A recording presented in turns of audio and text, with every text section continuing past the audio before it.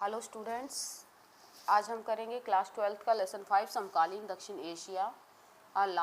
इस चैप्टर की last video में हमने दक्षिण एशिया के देशों के बारे में पढ़ा और साथ ही मैंने आपको बांग्लादेश की शासन व्यवस्था और भारत और बांग्लादेश के संबंधों के बारे में, पाकिस्तान की शासन व्यवस्था और पाकिस्तान और भारत के संबंधों के बारे में बताया।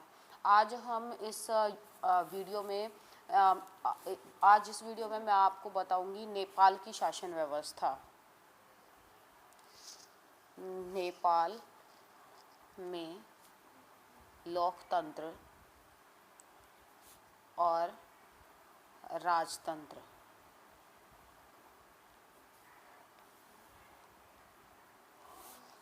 बेटा, जो नेपाल के बारे में मैं आपको बताऊं तो जो नेपाल है वो संपूर्ण एक तरह से हिंदू राज्य है।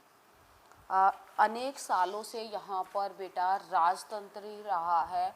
यहाँ पर राजा का शासन हुआ है और समय समय पर यहाँ की जनता ने अपने लिए आवाज़ उठाई है।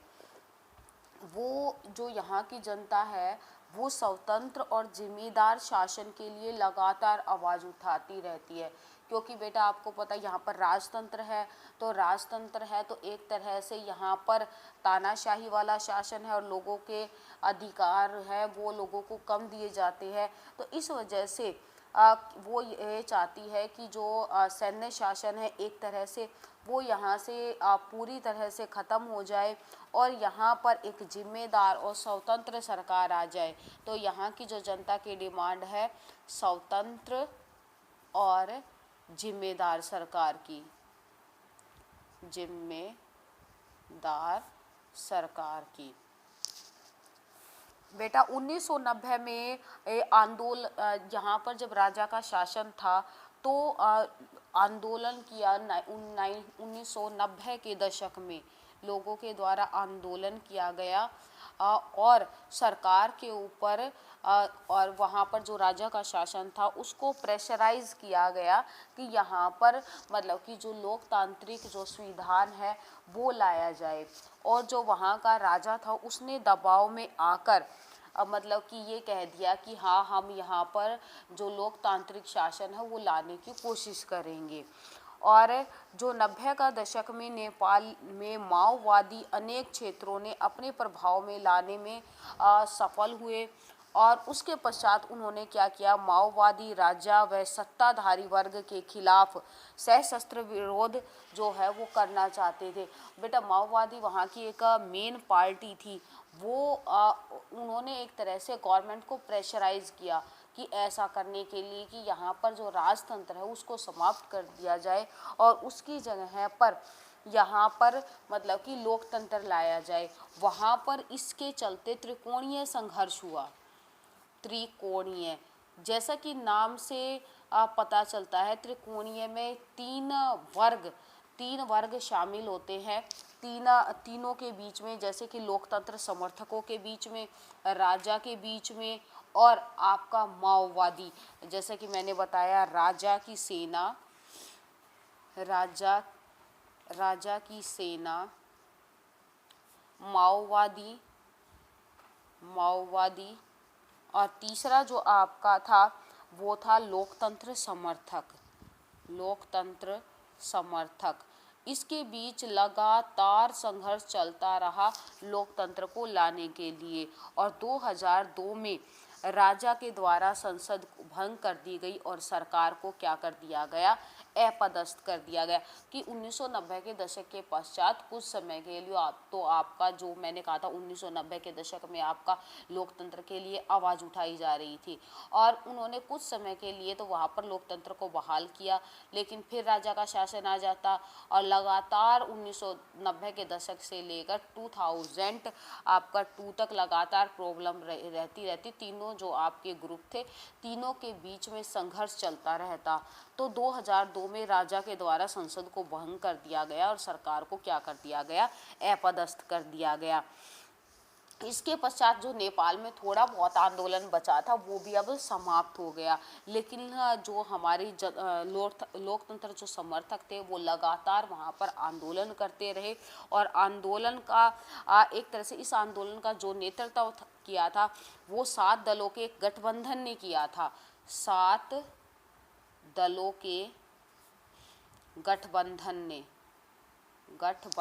ने जिसको हम कहते हैं सेवन पार्टी अलायंस इसने किया। और वहाँ पर मतलब कि वहाँ के जो कार्यकर्ता थे उन्होंने इसमें अपनी महत्वपूर्ण भूमिका निभाई।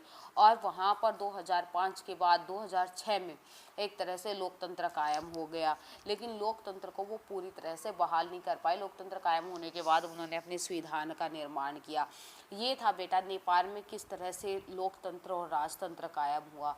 मैं आपको दोबारा रिपीट कर देती हूँ कि वहाँ पर हिंदू राज्य था वो नेपाल है वो एक हिंदू राज्य था। वहाँ पर राजा का शासन था, लंबे समय तक राजतंत्र था। लोगों ने डिमांड की कि वहाँ पर एक स्वतंत्र और जिम्मेदार सरकार का गठन किया जाए। 1990 के दशक में वहाँ पर लोकतंत्र समर्थकों, माओवादियों और राजा के बीच में त्रिकोणीय संघर्ष चलता रहा और लोकतंत्र को कायम करने की कोशिश की गई। लेकिन 2002 में मतलब कि जो लोकतंत्र है या जो संसद है उसको भंग कर दिया गया और रहा कहा जो थोड़ा बहुत वहाँ पर लोकतंत्र लाने के लिए जो प्रयत्न था वो भी क्या हो गया, असफल हो गया। लेकिन लगातार लोगों ने जब अपना संघर्ष जारी रखा तो 2006 में जो राजा ज्ञानेंद्र था उसको गद्दी से उतार दिया गया और जो आपका कहता है 7 दलों के गठबंधन की सरकार 7 पार्टी अलायंस यहाँ पर उसका मतलब कि एक तरह से शासन हो गया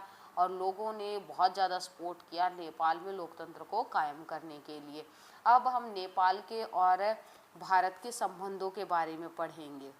नेपाल और भारत संबंध, वैसे तो बेटा आपको भी पता होगा नेपाल हमारा एक पड़ोसी देश है और मोस्टली नेपाल के साथ हमारे बहुत ही अच्छे संबंध है।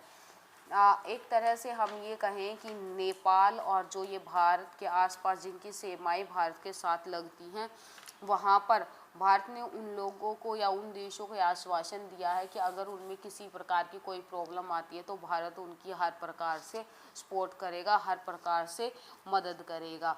तो हम इनके बीच में सहमति के मुद्दे पढ़ेंगे कि किन किन बातों पर लेकर दोनों के बीच में आपस में अच्छे संबंध है। सहमति के मुद्दे तो बेटा सबसे पहले ये कहें कि भारत भी एक हिंदू देश है। मेनली तो वैसे तो भारत ने धर्मनिरपेक्षता को अपनाया है, लेकिन उसकी संस्कृति हिंदू है या हम ये कहें हिंदू राष्ट्र के रूप में भी भारत को जाना जाता है। तो नेपाल ये हम कहेंगे हिंदू देश और नेपाल तो हमारा है हिंदू देश, तो इस वजह से भी दोनों के अच्छे संबंध है। दूसरा हम ये कहें कि दोनों की पड़ोसी देश है तो दोनों की जो संस्कृति है, उनकी भाषा है, उनका धर्म है, वो भी भारत के धर्म, संस्कृति और भाषा से मेल खाते हैं। ये चीज़ भी दोनों के जो संबंध है उनको मधुर बनाती है। एक बात और मैं बताऊं बेटा, भारत के जितने भी पड़ोसी देश है उसमें से नेपाल एक ऐसा देश है जिसमें हम बिना पासपोर्ट और बिना वीज़ा के हम इधर उधर आ जा सकते हो। उसके बेटा देखो विश्व में किसी भी देश में अगर हमको जाना हो तो हमें वीज़ा और पासपोर्ट की ज़रूरत होती है, लेकिन नेपाल में जाने के लिए हमें इस चीज़ों की ज़रूरत नहीं होती। तो ये देखो ये इन दोनों के संबंधों को कितना मधुर बनाता है। चौथा पॉइंट हम ये कहें कि जो दोनों के जो संबंधों को मधुर बनाता है वो हम कहेंगे गुटनिरपेक्षता कि भारत भी गुटनिरपेक्षता में शामिल है और नेपाल भी गुटनिरपेक्षता में शामिल है। यूएनओ, भारत भी यूएनओ का सदस्य है और आपका नेपाल भी यूएनओ का सदस्य है। सार्क की सदस्यता, भारत भी सार्क का सदस्य है और आपका जो नेपाल है वो भी सार्क का सदस्य है। इस वजह से भी दोनों के बीच हैं जो अच्छे संबंध है। एक अच्छे संबंधों का एक पॉइंट और भी बताएं, नेपाल को जब नेपाल अपना व्यापार करता है और कुछ करता है वो कलकत्ता के क्योंकि जो नेपाल है उसकी जो जल जो मतलब कि जो सारा भाग है नेपाल का जो एरिया है वो सारा मतलब कि एक तरह से स्थल से वो रिलेटेड है। जैसे कि आपने नेपाल को मैप पर देखा होगा, भारत का कुछ भाग तो कुछ सीमाएं तो जल में लगती है और कुछ सीमाएं हैं वो स्थल के साथ लगती है, लेकिन नेपाल है पूरी तरह से स्थल से घिरा हुआ राज्य है, या जो उसकी बाउंड्री है वो कहीं भी जल के साथ नहीं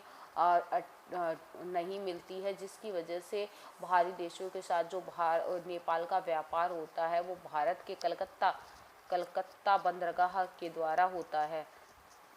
अगर भारत उसको रास्ता ना दे तो उसका जो व्यापार है उसके ऊपर काफ़ी असर पड़ेगा। तो इस वजह से भी अब भारत जब उसको कलकत्ता बंदरगाह से अपना व्यापार करने की इजाज़त देता है तो ये भी दोनों के जो संबंध है उनको मधुर बनाता है। दूसरा ये है कि भारत और नेपाल के साथ जो व्यापारिक संबंध है वो भी बहुत अच्छे हैं। व्यापार, हम कहें वैज्ञानिक सहयोग, बिजली आपूर्ति, ये सभी चीज़ें हैं, ये दोनों के संबंधों को बहुत ही अच्छा बनाती हैं। अगला हम पॉइंट कहें, अभी नेपाल में भूकंप आया था। नेपाल में भूकंप या कोई भी भारत के पड़ोसी देशों के साथ कोई भी प्राकृतिक आपदा आती है तो भारत उसमें पूर्ण रूप से सहयोग करता है। ये भी दोनों के संबंधों को बहुत ही मधुर बनाता है। नेपाल में जब भूकंप आया तो भारत ने नेपाल की बहुत सहायता की थी, उसकी आर्थिक रूप से भी सहायता की थी और हर चीज़ में उसको सपोर्ट किया था। अब दोनों के बीच में जिन जिन चीज़ों को लेकर विवाद चलते हैं उन पॉइंट्स को हम उनके ऊपर एक बार नज़र डालेंगे। असहमति के मुद्दों में हम करेंगे चीन के साथ मित्रता। बेटा सबसे बड़ी प्रॉब्लम तो यही आती है कि भारत और चीन के संबंध काफ़ी अच्छे नहीं हैं, हम ये कहें, जिसकी वजह से, और चीन नेपाल का जो पड़ोसी देश है वो भारत भी और चीन भी है।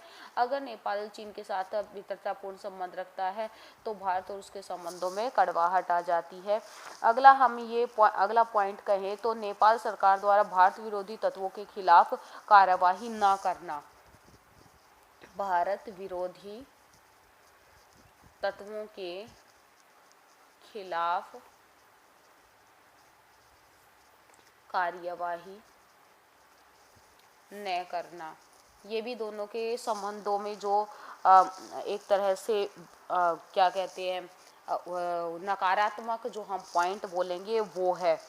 जैसे कि आपका भारत की सुरक्षा एजेंसियां नेपाल में जारी माओवादी आंदोलन को अपनी सुरक्षा के लिए संकट मानती है कि नेपाल में जो माओवादी एजेंसियां है, क्योंकि भारत और बिहार से आंध्र प्रदेश तक विभिन्न प्रांतों में नक्सलवादी जो ग्रुप है वो सक्रिय रहे हैं, तो उनको ये लगता है कि इन चीज़ों को बढ़ावा दे सकते हैं, तो इस वजह से भी दोनों के संबंध में कड़वाहट आ जाती है। अगला हम ये कहें कि नेपाल के बहुत से व्यक्तियों का आरोप है कि नेपाल भारत में हस्तक्षेप करता है। बेटा ये हो जाता है कि अगर कोई बड़ा देश या अपने से ज़्यादा शक्तिशाली देश छोटे देशों में हस्तक्षेप करता है या उनको कुछ कहता है तो वो हस्तक्षेप माना जाता है, जिसकी वजह से जो उनके संबंध है वो थोड़ा सा खराब करता है। अगला हम ये पॉइंट कहें कि नेपाल को ये लगता है कि भारत के द्वारा उसकी जो पनबिजली है उसका प्रयोग करना चाहता है, इस वजह से भी जो उसकी शक की दृष्टि है वो दोनों के संबंधों में कड़वाहट लाती है।